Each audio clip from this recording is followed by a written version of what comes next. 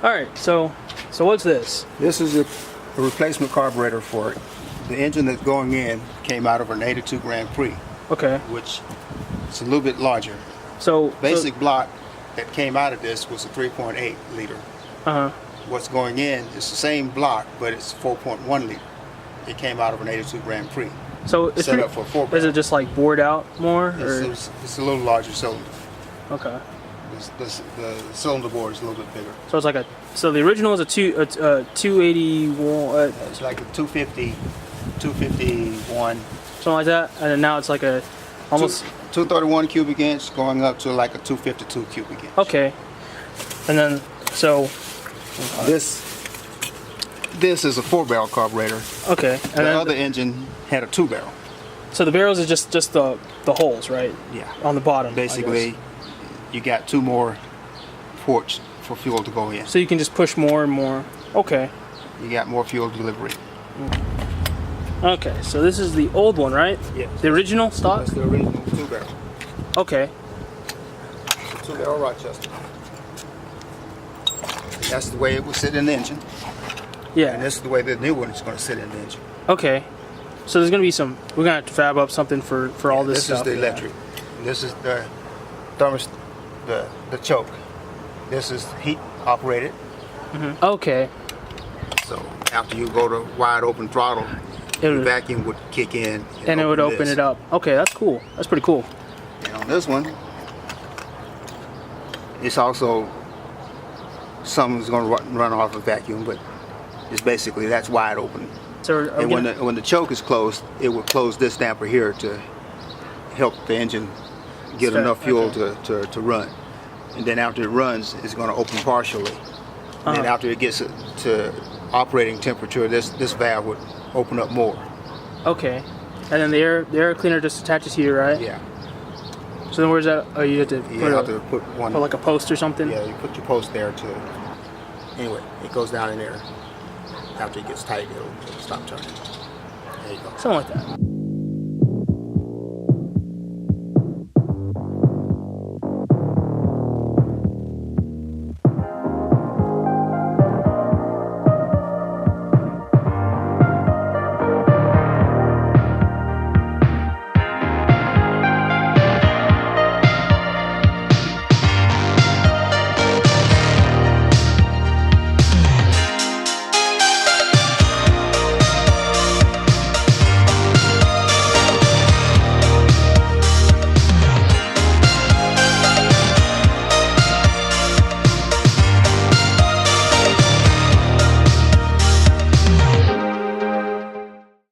Battery and the old setup was through the side post, but I don't really like the side post connectors. I'm not a really big fan of that. So I'm going to do the top posts. I have a battery that has both, obviously, and so we're going to need to figure out a way to wire this up. It's been like 2 years since I disconnected everything and I pulled all this apart, so I really don't know how it goes together. It can't be too bad. So let's go ahead and look at the old battery cables versus the new ones. So here is the old cable. As you can see, it goes through the side post. Bought some new ones. These are from Superstart. I think it's just the O'Reilly brand. Let's see if I can pull this thing off. Okay. Hopefully these are the same length.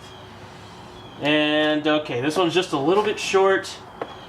And that's not the ideal situation. But I guess we're going to have to see if it can work. I don't know where this goes to. Maybe the alternator? Or maybe the starter? I don't really know what I'm doing. And the what's it called? The negative is also the same thing. If this doesn't work, then I'm going to have to go return it and get a longer one. This is 25 inches. This one, I just didn't measure them like an idiot. Alright, so you know what? I'm going to try to route these, and then I'll check in with you guys. If it works, you know what? I'll check in with you guys when it works, because then I'll have to go return. I don't know what I'm talking about. Alright, so quick update. We got the battery in. I had to get a longer red or positive cable. It goes all the way to the starter. This is, I just grounded right here. I don't know if this is a good enough ground or not. We'll have to see. Put on some of the belts for the alternator. Power steering. We're not going to put the fan on yet. Like I said earlier, I'm going to get some electric fans for this thing.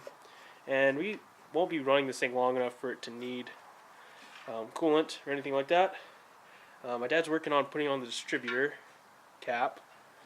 And yeah, so you have pretty much all the lines routed. I'm going to throw in some oil, and should be fine. Put that fogging oil in a couple months ago. Should be still in there somewhere, so we don't really need to mess with that. Yeah, that's pretty much all we need to do is hook up the spark plugs, and then we're going to try it to see if it will start.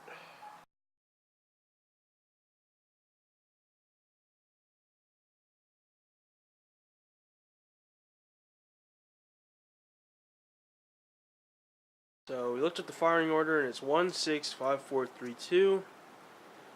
So we're just plugging in the respective spark plugs into the distributor cap here. Okay, so there's a thing inside here that spins in a circle, right? And then whenever the 2 points meet up, it'll send the signal to whatever spot it is to the cylinder. So you put it in, and then how do you point it? Which direction? You point one of them to cylinder 1, right? You got your contact on your rotor top. Okay. And you would point it towards your number 1 cylinder. Okay. And this point right here feeds the top of your rotor. Okay. And then on the end of it is where your spark will come out, and it will hit one of these contacts. Yeah. And then that just goes to the plug wires. Right. 165432. I had to make a super jank battery cable that plugs up. But everything is connected. We have oil and stuff. Then you want to try it, right? I think you can try it, right?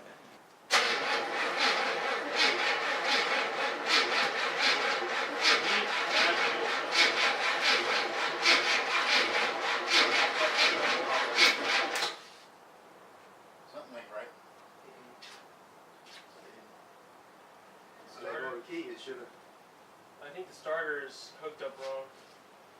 So we're trying to get this thing to start, and every time you try to start it, you turn the key, the starter gets stuck, and it keeps trying to turn over the engine even though you let go of the key. So we tried a bunch of different wiring configurations, so you don't really know what's going on. And I think the next thing we're going to do is drop the starter and see if there's an issue with the starter. We even tried this cool push to start thing, which is it's pretty baller actually. Let me show you guys. It's a connection down there. This is like a baller snap-on tools push to start remote control starter that my dad had laying around. This guy has some gems. Anyways, yeah, so we're gonna drop the starter, see if there's a problem with the starter. If that's not the problem, then we're gonna be chasing around this wiring gremlin for a while, I think. Alright, let me get the starter fluid. Let's crank this baby on. See if it wants to do it. Which one do I port it? This one? Yeah. This one? Either one.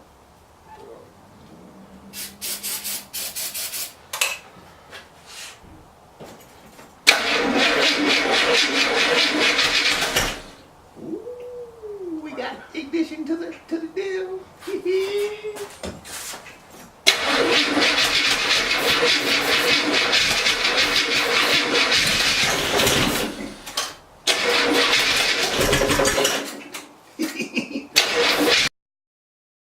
Alright, today we're jumping back into the Skylark project. And the first thing we gotta do is, last time the starter kept being weird and it kept sticking, so whenever you would pull back the key it wouldn't stop trying to start the car.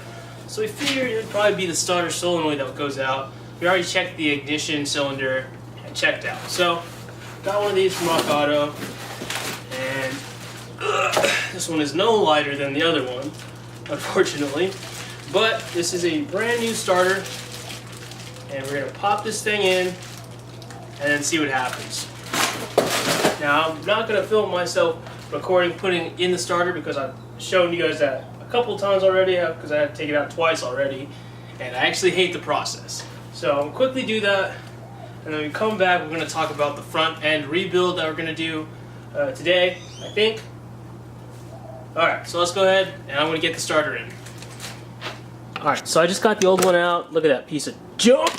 And I got the new one in. Hopefully you guys can see it. I'll just peep you guys under here. You see it? You guys see the starter? It's right there.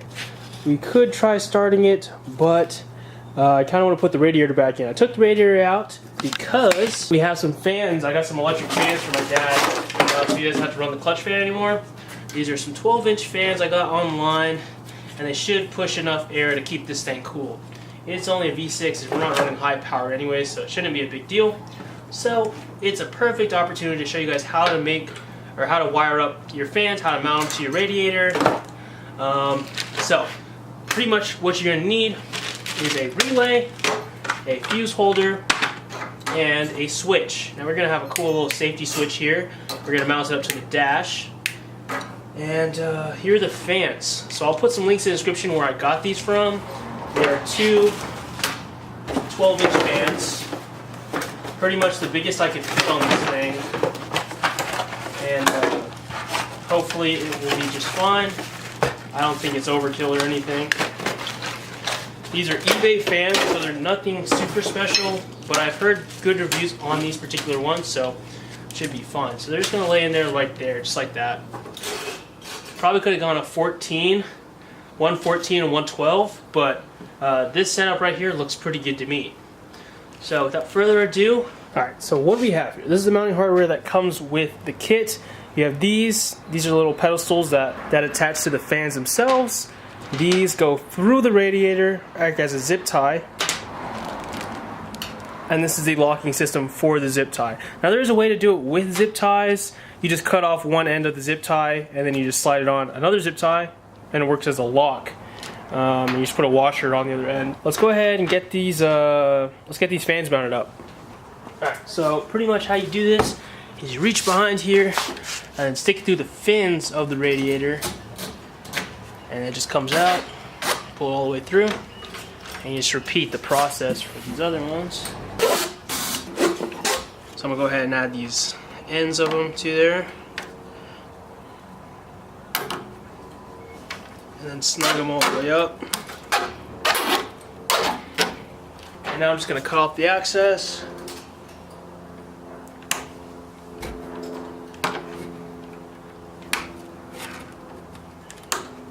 It's time to set up the wiring. You can drop this back into the car now and just work on the wiring.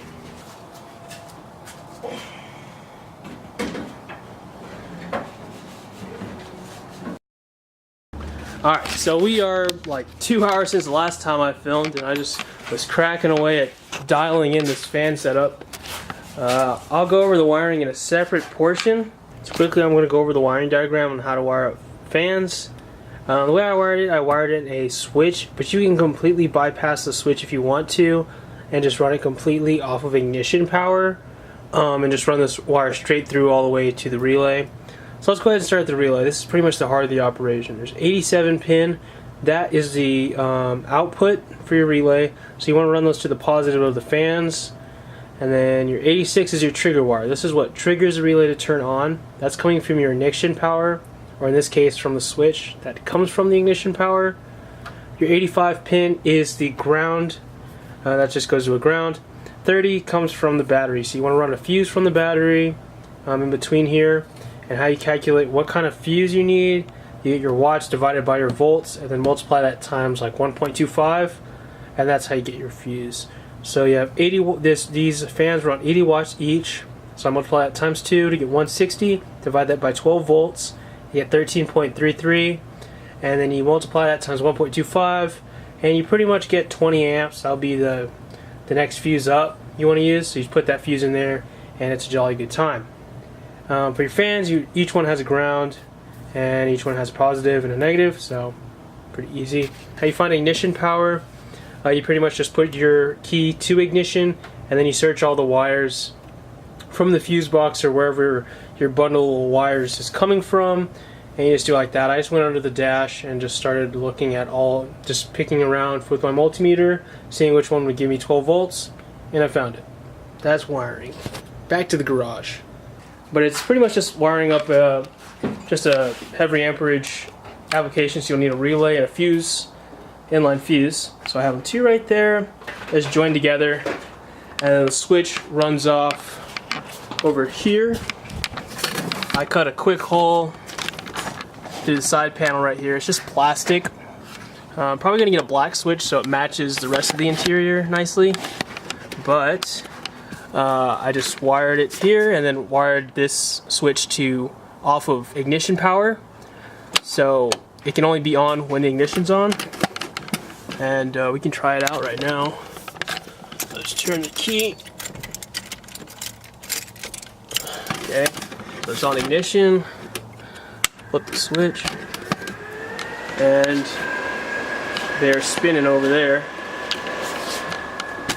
And then whenever you turn the key back, it turns off automatically. So if for some reason the driver doesn't want the fans on at all, he can always keep it off, but you can just keep it in this position all the time, so whenever you turn on the car, then it'll just stay on. Yeah, anyways, so other than that, we pretty much we tried to get this thing started, and it started for a little bit longer. Might do it again just to show you guys.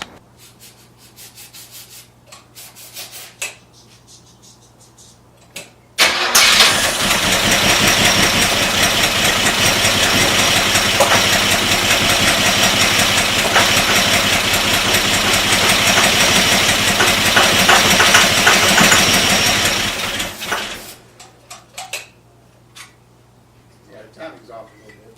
Yeah. What? Get out of the way!